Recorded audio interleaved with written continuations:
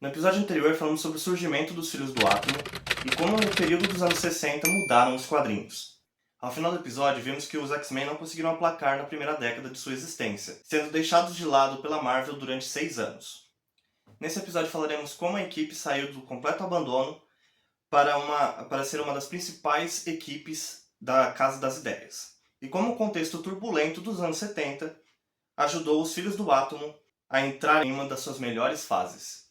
Se caiu de paraquedas nesse vídeo, já deixe seu like e se inscreva no canal para não perder os próximos episódios. Toda semana estou fazendo alguns vídeos sobre os X-Men ao longo desses 60 anos de história deles. E ao mesmo tempo, também a gente tem outros vídeos aí sobre vários outros temas. Dito isso, vamos ao vídeo.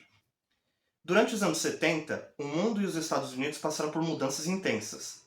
Nixon sobe ao poder, os hippies vão se fortalecendo politicamente, temos Woodstock e o rock progressivo e as discotecas começam a ganhar força. No mesmo período se tem a continuação da Guerra do Vietnã, com o crescimento da intervenção indireta em conflitos armados entre Estados Unidos e União Soviética. Em meados de 1969, o homem pousa na Lua pela primeira vez, e o programa espacial finalmente se torna um motivo de orgulho nacional nos Estados Unidos.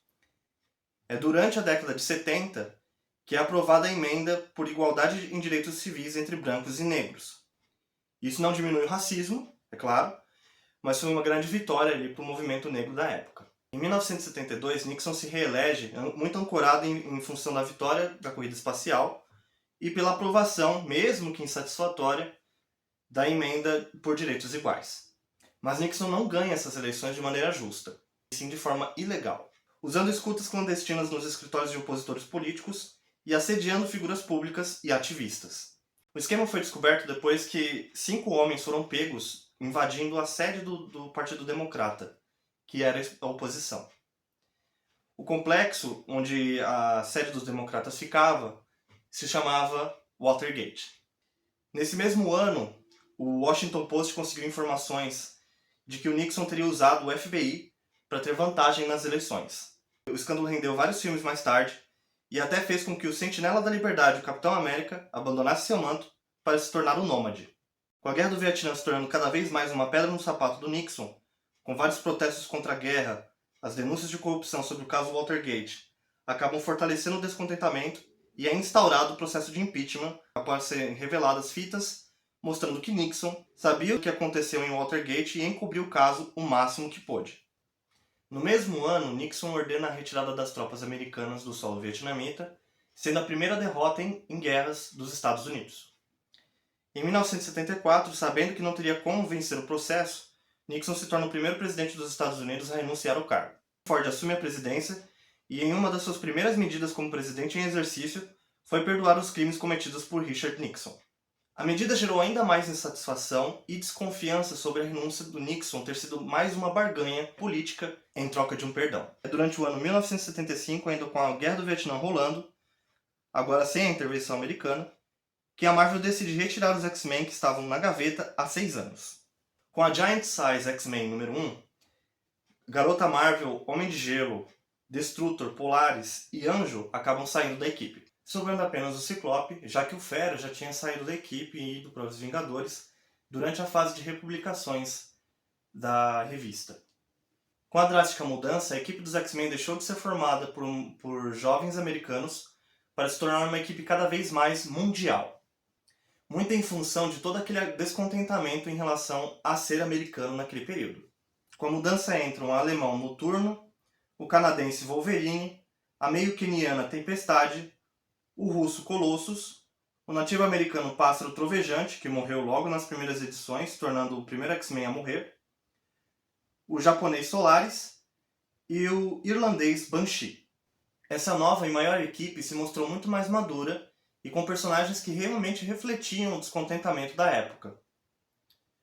Não é à toa que Wolverine se tornou um dos personagens mais queridos. Trata-se de um ex-militar revoltado com tudo e principalmente com guerras. O primeiro arco desses personagens ficaram sob a tutela do estreante Chris Claremont nos roteiros, ao lado de Len Wein, enquanto as artes ficaram por conta de Dave Cockrum. A equipe funcionou, mas ainda não vendia o suficiente para ser uma revista mensal. Muitos dizem que porque Dave Cockrum demorava muito para finalizar as artes. Mesmo assim, Claremont e Cockrum conseguiram dar um início da que se tornaria uma das maiores sagas da Marvel dos quadrinhos em geral, a Saga da Fênix. É nos quadrinhos da edição 101 que Wolverine se declara apaixonado pela Jean Grey, gerando o famoso triângulo amoroso entre os dois e o Ciclope. Ainda na mesma edição, a então garota Marvel é posta à prova para resgatar seus amigos da morte certa no espaço.